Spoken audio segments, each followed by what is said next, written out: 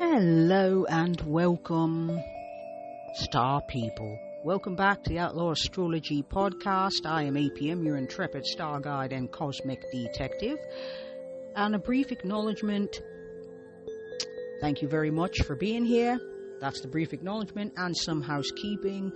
There is a newsletter called the Daily Stargazer, free and paid. We are also on Pinterest, Instagram, and YouTube. You can find those links in the show notes. And I would greatly appreciate it if you could rate and review on wherever you listen to podcasts, in particular Spotify, Amazon Music, and Apple Podcasts, so that other people can find us as well and benefit. And with that being said, thank you very much for listening. And today we're going to continue our archetypal hero's journey through the zodiac, ascending from Scorpio's depths into the expansive horizons of Sagittarius the Seeker. Now, having faced transformation and surrendered to life's mysteries with Scorpio, we, the hero, now emerge with renewed hunger for meaning, for truth, for the vast possibilities that lie beyond our familiar boundaries, which we transversed with Scorpio. So join me, APM, as we explore the hero, transformed by the underworld journey, and now that hero sets forth on a quest for wisdom that transcends cultural programming and conventional thinking. Alrighty. So, the philosophical quest, that's how I'd put it about Sagittarius energy. That's literally, it is a quest. A journey sounds meandering, and Sagittarian energy gallops. It does not meander, okay? So it's a philosophical quest. The quest being, what's philosophical about it? It's to find one's own meaning, one's own purpose, one's own calling, one's own perspective, one's own for life philosophy or worldview, okay? So Sagittarius represents the hero's natural expansion after intense transformation. So the intuitive, the instinctive reaching toward broader horizons after facing death and rebirth. And Sagittarius is ruled by Jupiter, the largest planet in the solar system, and a planet of growth, expansion, and abundance, as well as generosity. This mutable fire sign embodies the innate hunger for meaning beyond material existence. So unlike Scorpio's intense focus on what lies beneath, Sagittarius has a panoramic vision that integrates diverse perspectives. And that diverse perspective has an affinity for the ninth house, because you're going to, if you leave the world of what you know and understand, that's the third house, the local, the comfort zone, which you know and understand is in early life. The ninth house represents diverse philosophies, beliefs, and perspectives, and that is why, in my opinion, it has such a great affinity with the sign of Sagittarius and the planet Jupiter. So it's the phase in the hero's journey where we must venture beyond the familiar, risking the comfort of certainty for the adventure of discovery. So the seeker, or the explorer, or the wanderer, understands that truth cannot be possessed per se. See, possessed is a very Taurus thing, which is the other side of that axis of Scorpio. And it must be continually pursued, hence the quest, and requires a willingness to remain open rather than settling into rigid conclusions. So Saturn in Sagittarius, for example, when people say Sagittarians are dogmatic, we here at Outlaw Astrology and Outlaw Astrology Podcast understand that to mean we're looking at planetary archetypes, not just the signs. See, when people just say the sign does this and the sign does that, that's false. It is an energy. The planet is that planet is saying something there. So Saturn in Sagittarius tends toward rigid conclusions, tends toward rigid belief systems, tends toward being dogmatic. And Mars in Sag would be the self-righteous part. You know, all planets can lead to that, can give you that type of energy, But Mars in Sagittarius, not that it's more so, but self-righteousness, I attribute that more to Mars in Sag energy. And so it's not that Sagittarius is dogmatic, it's that a certain placement in Sagittarius, meaning Saturn, is dogmatic. It means that being self-righteous, meaning a certain planet in Sagittarius, that would be Mars, is dogmatic. Not the sign of Sagittarius. Sign of Sagittarius is merely an expression, a way that one could express certain energies in the chart. Okay? And so this desire to continually pursue meaning requires a willingness to remain open, receptive, rather than settling into rigid conclusions, as I've said, and also defending Mars energy again, and being self-righteous, Mars and Sagittarius energy. So, for here, I think of Hermes Mercury. Now, the interesting thing about Hermes is that this particular, or Mercury, this archetype goes all the way back to Kamut, otherwise known as Egypt, ancient Egypt in particular. And you might hear, if you study magic or the esoteric, or if you continue on with this podcast, thank you very much, or if you study tarot or other magical systems, you're going to hear about Hermes Trismegistus. And that means thrice great Hermes. And that does not refer to Hermes particularly, it refers to the god Thoth. Some of you may have heard Thoth called Thoth, or Thoth. I've heard all of those, depends on the lineage. And the reason why Thoth is known as thrice great Hermes, because that is what Hermes Trismegistus refers to Thoth, the Kamutian god of everything that Hermes stands for, including magic, is because they believed, when they found out about him and created Hermes and eventually Mercury, they thought he was greater than any creation that they could have made. You know, even greater than their own god that refers to that god. So that's that story. That's where it comes from. So Hermes Mercury is the messenger of the gods in the Greek pantheon and the Roman pantheon. And this god travels between worlds and also is one of the few gods from the Olympic pantheon to go to the underworld and can come back. He can go anywhere between realms, including the underworld, as a messenger god. Known for having, when you see that sigil of Mercury, you'll see what looks like horns, but it's actually the cap that Hermes wore that had wings on it, and he also was known to be swift and fleet of foot, and represents the Sagittarian quest for knowledge across boundaries. Now, here's the interesting thing about this energy. Mercury, the planet, is considered to be in detriment in Sagittarius. Why? Because Mercury is about intellect and communication, but it's more of a zoomed-in type of experience. It's more about our personal thoughts, our personal thinking, in addition to what's around us in our locality. Whereas Mercury in Sagittarius is zoomed out and holistic. You can't see details when you're zoomed out. The same way you can't see the forest for the trees, or the trees for the forest, and any details if you're zoomed in. So you can't see the entire forest if you're looking at one tree. And if you're zoomed way in looking at a leaf, you're not going to be able to see the tree or the rest of the forest. So it is a letting go, in a manner of speaking. If you go for zoomed out, you miss detail, but you get the whole picture. If you go in for the details, you miss the whole picture. You have to release one or the other and make a choice there, and it's uncomfortable. And so Mercury talks about, it's the quest for knowledge across boundaries. Mercury, Hermes, and Thoth were psychopomps. They're guides of souls, and they embody the journey between different realms of understanding and comprehension, the ability to translate between seemingly incompatible perspectives. Now, incompatible perspective would be an opposition aspect. And Mercury has the ability to go between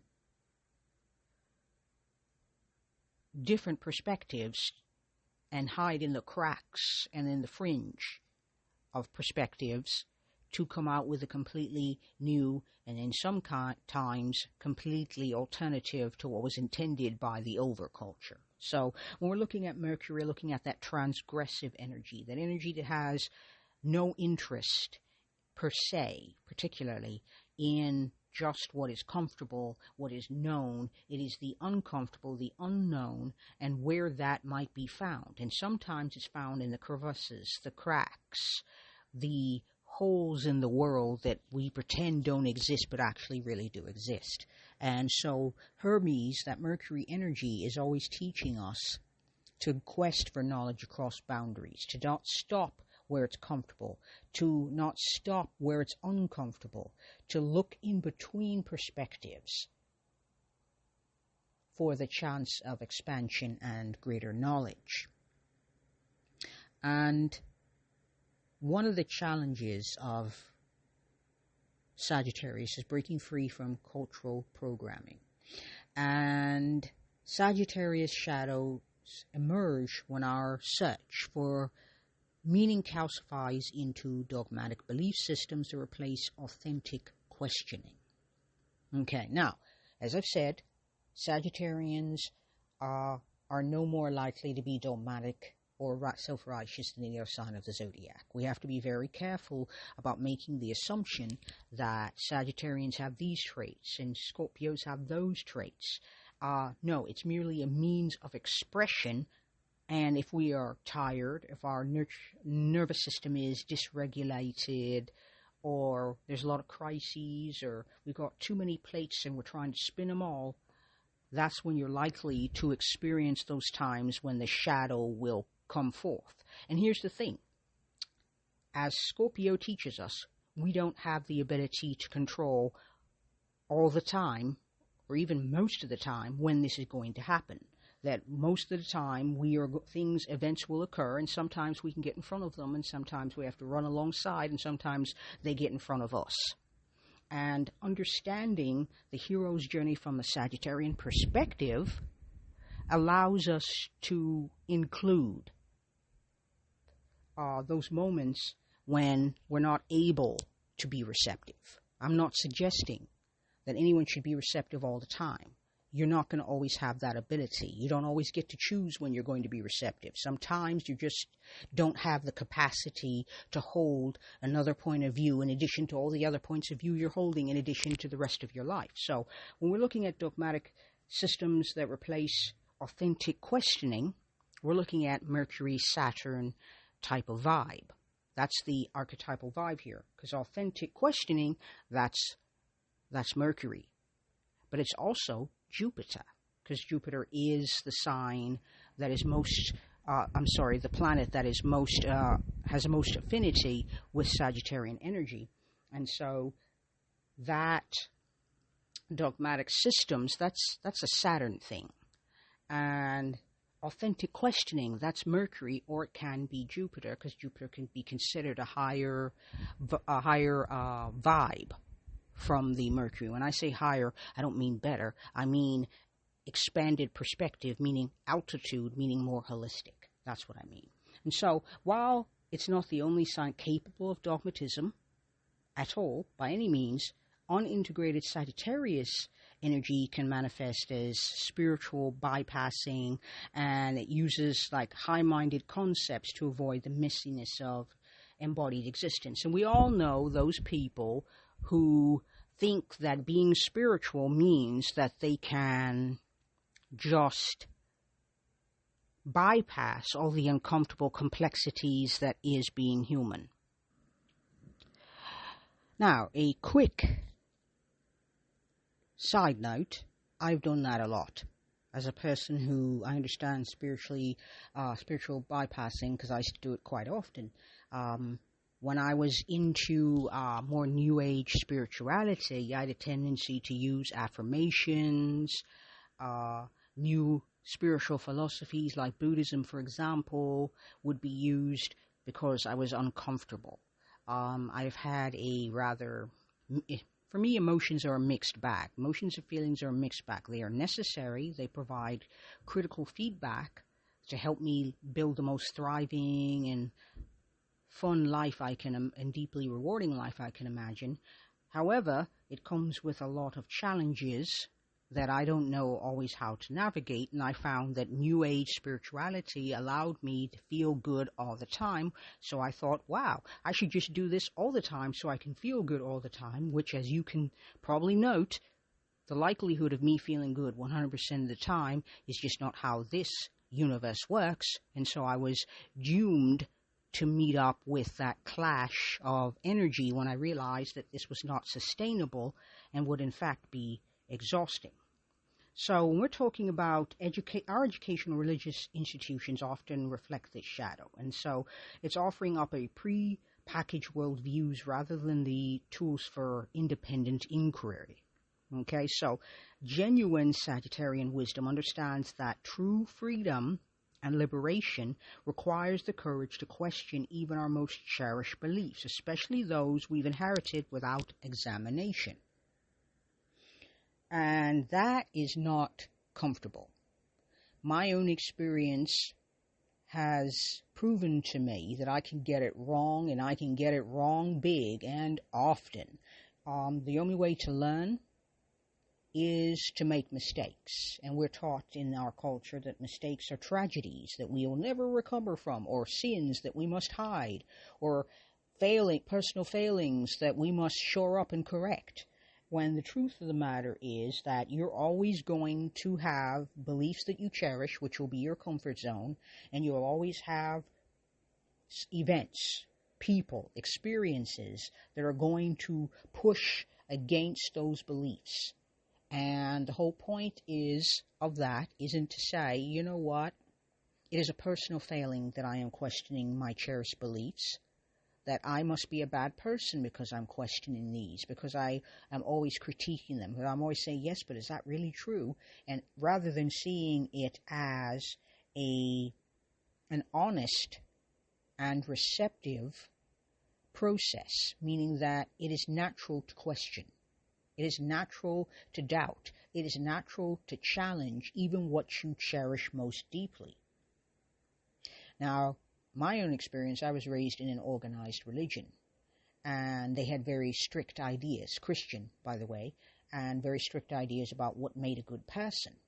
And into this fray is a person who would be very Jupiterian in energy, because Jupiter is also gurus and mentors. And so I met someone when I was in middle school aged that kind of cast a bit of doubt on all of that. They were Christian, but they were feminist. So it wasn't our father, it was our father and mother. That was very unique. They had values that they were unapologetically standing behind. And by the way, this mentor that I met when I was about 11 years old was a Sun in Scorpio person. So the whole point of their conscious existence was to look underneath rocks and to integrate what is repressed, what others put in shade or in darkness. That was literally what they did all of their life. And they did it through music, because they were also a musician, a guitar player, a singer, and also a songwriter. And not that much older than me, but someone who reshaped my worldview. Worldview is a ninth house correspondence. Okay? So, back to Sagittarius. It is not unusual for us to have beliefs we inherit without examination. I did not examine that God could be any other gender than male. I did not examine that God could be any other emotion than angry. I did not examine that, is it really kind to condemn this group of people or that group of people or all of these people, but just say that we're the special true ones and they're all going to burn, burn, burn for eternity? That started to be a question. Wouldn't have happened had I not met this person who had a totally different worldview, even though they grew up in the bosom of middle class security and stability. However, I am absolutely grateful having met them, because it shifted my worldview and helped me become the person I now am, and eventually the person I will become in the future. So a mature seeker recognizes that expanding our consciousness isn't about accumulating exotic experiences alone or intellectual concepts alone, but about developing the capacity to perceive beyond cultural conditioning and recognizing the underlying patterns that connect seemingly disparate realities. And so our hero, meaning us, after we leave Scorpionic depths, we're now going to be faced with sometimes exotic experiences. Now, exotic experiences is a polysemous, meaning it has many different meanings depending on who is standing there making that assessment. So what is exotic to me may not be exotic to you, my dear listeners. You may have a completely different idea of what that may look like, and so exotic meaning different. Experiences that we were not able to have as youths, meaning that we might go to university and get all fired up and become feminist, or get all fired up and become an LGBTQ plus activist or an ally, or become even more, or maybe even a born-again Christian if we're not naturally a Christian. And so Saturn experiences are rather like coming to young adulthood, new adulthood, young adulthood, where you're starting to figure out your identity.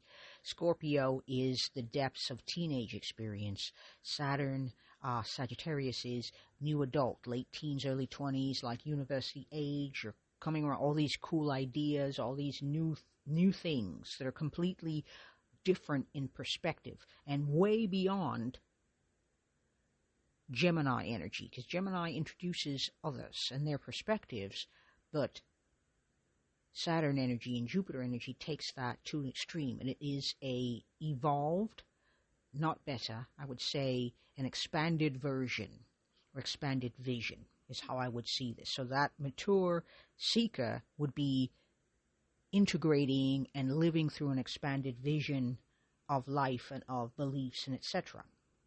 And so the whole point of the exercise, you definitely want to move beyond cultural conditioning and also tribal conditioning so you can see underlying patterns. And here I introduce Buddha, otherwise known as Gautama Buddha, whose journey from a sheltered prince to a spiritual seeker perfectly captures the Sagittarian quest for truth beyond comfortable illusions. And so, like I said, you go from being a sheltered prince and deciding, I want to know the truth of the world. I want to know the truth of reality, metaphysics in particular. I want to understand the deepest nature of reality, which is very Scorpionic, and I must go on a quest, meaning I must leave that all I know, that I am comfortable with, servants and being catered to go out there into that grand and vast wilderness where I'm probably not going to have the comforts of home and people tending to my needs in order to get that meaning, that belief, that deep understanding that I seek. And that is searching for truth beyond those comfortable illusions. And so when I'm looking at truth beyond comfortable illusions, I'm looking at Jupiter and the moon connections. I'm also looking at Jupiter and Mercury connections, because what's comfortable is definitely the moon. Illusions, however, are Neptune. So Moon Neptune, I'd be looking for that. So Moon Neptune would be my first choice. That'd be comfortable illusions. And truth beyond that would be Jupiter. Those three energies playing together, Mercury, Jupiter, and Moon Neptune, would be truth beyond comfortable illusions. So he also had a middle path, Buddha did, a middle path philosophy that reflects the Sagittarian challenge of finding balance between, because every sign has to find balance between opposing opposites to find that third middle way that Rumi speaks of when he says that beyond good and evil, beyond these opposites, I'm paraphrasing, that meet me in the field beyond that, I will meet you there. Meaning, I'll be waiting for you once you get beyond the black and white, beyond dichotomies, beyond this rigid view of reality and the multiverse and the universe and the cosmos. Once you get beyond that, I will be waiting for you there. And I rather like that interpretation. And so it speaks to that middle path. And the middle path, we're often taught, is that it is the most mature path, not necessarily. He calls it the middle path philosophy. That's what Buddha calls it. I call it the path beyond. And it is the expanded path that finds balance between expansion and moderation, and between questioning everything and finding a way to work with the world as it is. So it is questioning and going, okay, this is the way the world is. How do I work with this world as it is, question it, whilst also working for something, moving towards something better than this, something that expands beyond this, which leads us to embodied wisdom. Now, when I think embodied wisdom, I think of the fact that Sagittarius is both man and beast. Top half would be the body, head, body, arms, torso of a human, and the forelegs and back legs of a horse. And so that's the embodied wisdom. It is a unification of opposites, rather like Baphomet, which is the Golden Dawn, I believe, created that. I believe it was them, but, you know, an occultist, 19th century, early 20th century occultist created the Baphomet image, which is basically the one most people know as the devil, which is the top half female, and then the bottom half goat, more goat and less female, meaning that it's a unity of opposites, which is what we can also see Sagittarius as, a unity of opposites. Meaning that if we want to evolve beyond the Sagittarius shadow, we must understand that authentic wisdom isn't found solely in books, in teachers, or in distant pilgrimages. It can also be found and emerges sometimes through the integration of lived experience with philosophical inquiry. So, like Chiron, the wounded healer centaur, we must reconcile the animal part, meaning we have a body, with our higher aspirations, what our mind wants to do. So embodied wisdom is lived wisdom. Wisdom that is a felt experience, it is a sense experience, which makes Sagittarius a far more complicated sign than we are all led to believe. And so the mature Sagittarian seeker realizes, and that's our hero, realizes that truth is not an absolute. It is contextual. It is constantly evolving. It is multifaceted. It is always shape-shifting, and also nonlinear. So it doesn't mean that we have to surrender to relativism, but it allows us to develop the capacity to hold paradoxes, like change is the only constant in the cosmos. Understanding that seemingly contradictory truths or wisdoms can coexist together, as long as we are viewing them from a broader perspective. Okay? And that can be internal within us. You know, you can have that part of us that wants to stay home, and the other part of us, like Walter Mitty, for example, who was a bit of a milquetoast, who had what we consider a rather mundane job, you know, living a very routine life, but his imagination was off the charts. I would say from pop culture, that energy is also a bit Sagittarian in nature. And so Sagittarius is at its highest expression when it teaches us that joy and wisdom are not separate paths, that the esoteric and the ecstatic expression of consciousness can occur through celebration as well as contemplation, because Sagittarius energy is exploring consciousness, the expansion of consciousness through the ecstatic, through the self-righteous, through the sometimes even dogmatic. That is still experiencing consciousness, okay, especially if the sun is in Sagittarius. And the seeker part finds truth not in escaping the physical world, because that's what that centaur, which is the symbol for Sagittarius, talks about. That's the physical world. Escaping the physical world would be Neptune in Sagittarius, Neptune in Sag would have that escape, meaning sometimes we need to escape. I am not against escape. Sometimes We are, as I said, our nervous system is a bit dysregulated. We have a lot of crises, a lot of strife, a lot of challenge going on. Escape is your brain's way of taking a time out. And they need to be written into the schedule, into our schedule. So that also is another truth that we're learning about with Sagittarius energy, is by, in addition to experiencing fully, both in body and in mind, hence the horse part, body, and the mind part, the human, which is the centaur symbol, and engaged in a venture of discovery. That is definitely Jupiter energy. So here we've got the god Dionysus, and the god of ecstatic experience and ritual madness, who embodies Sagittarius' need to expand consciousness beyond rational limitations. Now, Dionysus eventually married I'm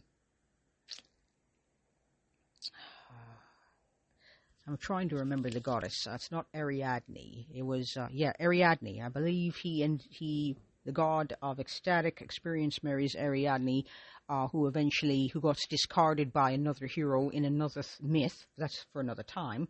But he had maenads, which were like the handmaidens for all of his revelries. Much like the god Pan, he tended to dwell in forests, open fields, round bonfires, in nature where people could connect to him. So that Dionysus energy was connected particularly to the grounded parts of what it means to be human. He was a god and had a god, I believe Zeus, as a parent, depending on the story and the lineage, but tended to spend time like Chiron did, like Pan did, like Hecate did, like Ceres and Demeter did, and Persephone did, by being on Earth with the people. So having greater access to human experience. The whole point of Sag experience is lived experience, meaning putting the experience under your feet. And so Dionysus takes us beyond rational limitations, because logic and reason can only take us so far. And so the association he has with breaking free from social constructs and accessing divine wisdom through altered states reflects how transcendent truth can emerge through joyful experience rather than just esoteric denial or aesthetic denial, and which is what we're taught. That aesthetic denial is Saturn energy, very, very Saturn. And altered states is Neptune. So if Neptune on the sun, that would be altered states, because Neptune is also the planet of altered states, and the ninth house represents altered states as well. So yes, you can do altered states, and he had wines and potions that he mixed, and women would leave their homes and join him, and they get so ecstatic that they would just, they'd go mad, literally. And there are a few psychologists out there who believe that sometimes the experience of transcending, or the experience of living beyond into our expanded selves, is actually akin to psychosis, is actually quite a fascinating idea and very, very Sagittarian. So here's where we come to our close. Sagittarius energy, when we have the hero, it leaves depths and now it comes forth into the world. And, oopsie, let me lower that. We conclude that our exploration of Sagittarius, and we consider that the seeker teaches us to find meaning through not clinging to certainty, but through embracing the journey itself. So you've come out of the underworld and not unscathed, not undamaged, and you enter up into walking through the hole in the earth, back into the world of human beings, and certainty is now a thing of the past, and now you must embrace the journey itself with all of its slings, its arrows, and its ebbs and its flows. And so the key to embodying the archetype here lies in not having all of the answers, but in getting better at asking questions and remaining open to what answers emerge, with the understanding that happiness is never guaranteed.